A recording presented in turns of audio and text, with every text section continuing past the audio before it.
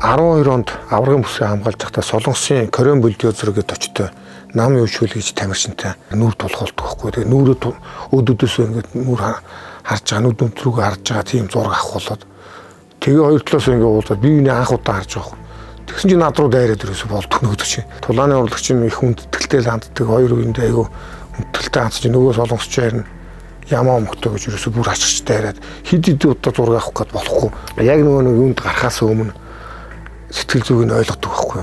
Нэрийн дуудсан чинь амар залбирал христч юм байл да ингээл нөгөө залбирлаа хийгээл нүднүүдээ анаа амар тэгдэг. За энэ ерөөсөө худлаа дайраад нөгөө айдсаа нөгөө зоргоор дарах гээд наам хүмтэл төрөө дайраад байгаа юм байна.